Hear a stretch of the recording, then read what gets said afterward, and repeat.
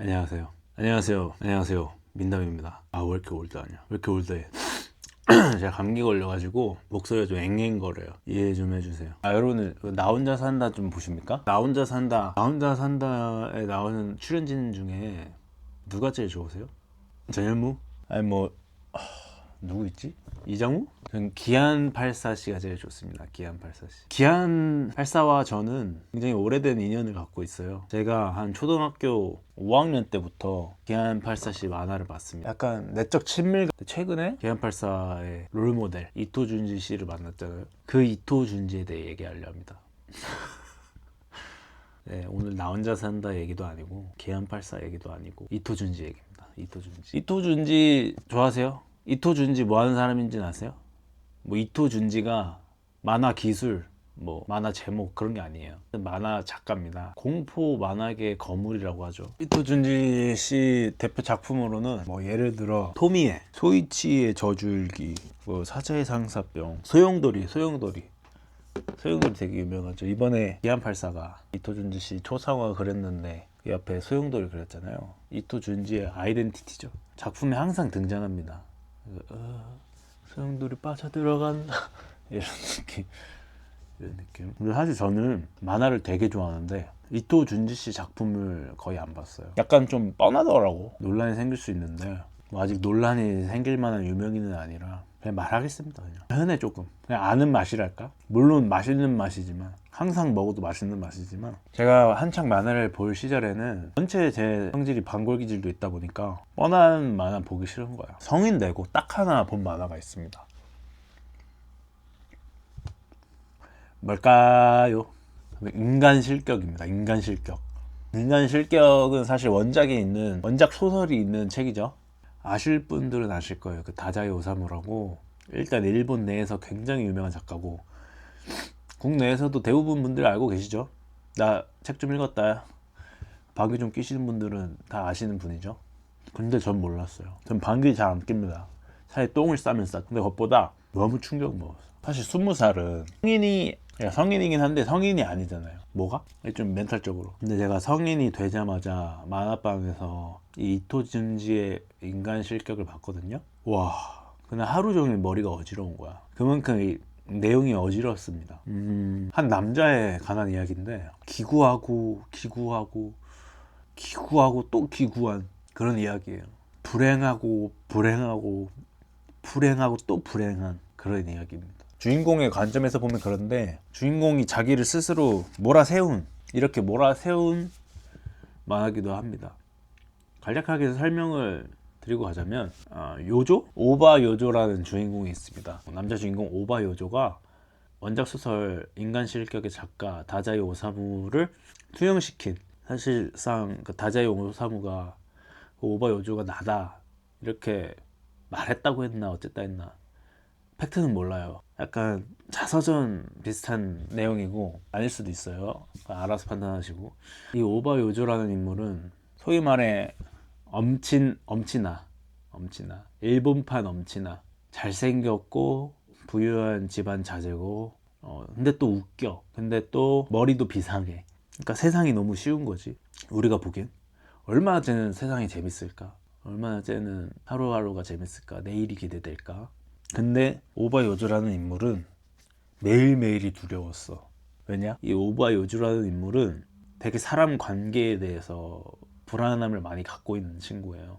보통 이렇게 1대1로 대면에 있을 때, 보통의 사고라면은 앞에 사람이 웃어, 정상적인 대화 속에서 웃어, 그러면은 이 사람이 웃기구나, 행복하구나, 긍정적인 관점에서 1차원적으로 생각하게 되잖아요.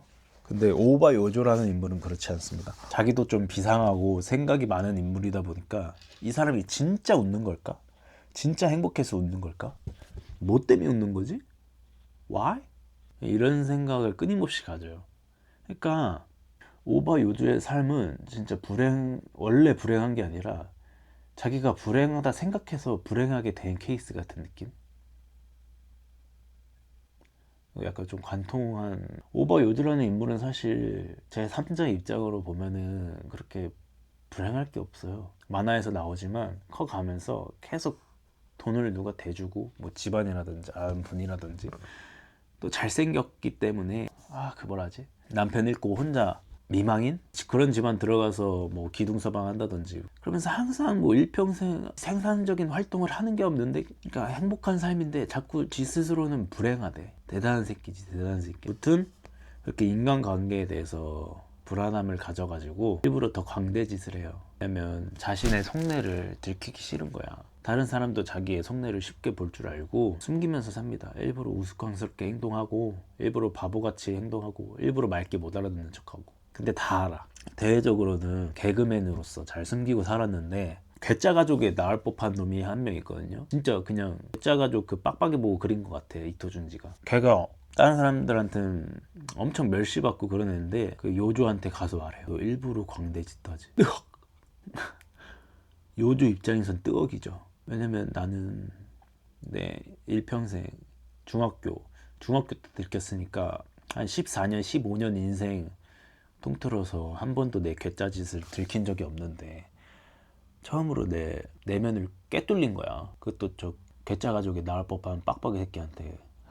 그래가지고 놀래죠. 그래서 매일이 좀 힘들어져요. 이런 바보 같은 삶에 만족하고 있는데 내 진짜 모습을 아는 거잖아. 얘가 다른 애들한테 말하는 건 시간 문제다 이러면서 매일매일 알아요, 요조가. 그러다가 어떻게 됐더라? 좀 회유하려고, 입 막으려고 자기 집에 초대했나? 자기 집에 초대해요. 그래서 그 어리잖아요, 애들이. 집에 초대해가지고 같이 놀다 보면 또 그런 무섭던 두렵던 마음은 사라지고 또 친해지게 되잖아요. 근데 그러다가 또 그림을 그리면서 놀고 있었는데 엄청 기괴하고 음침하고 그런 그림을 딱 그려.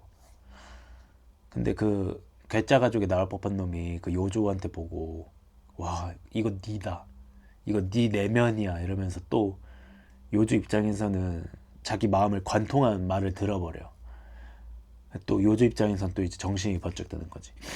얘 요즘 친해져가지고 친구라고 생각했는데 맞다, 이 새끼는 항상 내 내면을 관통하는 놈이었어. 죽여버려야겠다. 정상적인 사고는 아닌 것 같은데 아무튼 이렇게 사고가 흘러갑니다. 이 괴짜 가족에 나오는 빡빡이 놈을 벌탕 먹이려고나 아니면 죽이려고나 하는지 모르겠는데, 요전에 집이 또 겁나 잘 살아요. 거기서 집안일 도와주는 애들이 있거든요. 그 애들 중 한 명이 니 빡빡이 니 좋대, 니한테 호감 있대 이렇게 개구라를 쳐요. 그래서 그 빡빡이가, 중학생 남자애가 그런 말 들으면 설레서 잠 못 자잖아요. 그래가지고 빡빡이가 자신의 순정 그 마음을 담은 편지를 요조한테 대신 전해달라고 해요. 요조는 오케이 전해줄게 이러고 시간이 지나고 빡빡이가 요조한테 어떻게 됐어? 이러는데 걔가 너무 좋대, 걔가 네 만나보고 싶대, 개구라친 거예요. 그래서 빡빡이가 또 중학교 남자의 마음 봄바람 들어가지고 계속 그 애한테 이제 구걸했죠. 근데 그 집안일 하는 걔는 영문도 모르고 웬 빡빡이가 들이대니까 화가 나요, 안 나요? 그래가지고 그 요조 보는 눈 앞에서 셋이 있을 때 요조한테 안기면서 나 좀 그만 괴롭혀 요조 이러면서 빡빡이의 마음에 그 대못을 박아버리죠. 근데 그 빡빡이가 그 모습을 보고 아무 말도 안 해. 그리고 그냥 집에 가버려. 그리고 다음날 빡빡이가 집안에서 자살을 했대. 근데 요조 이 미친놈은 친구 죽었다는데 이제 내 내면을 아는 놈은 이 세상에 존재하지 않는다, 야후 이러면서 하루하루 재밌게 살아가려는 찰나에 그 빡빡이의 환영이 어느 날부터 보이기 시작해요. 근데 이렇게 말하면 너무 긴데, 감기 걸려가지고 길게 말할 수가 없는데, 근데 아무튼 이 친구 인생이 이래요.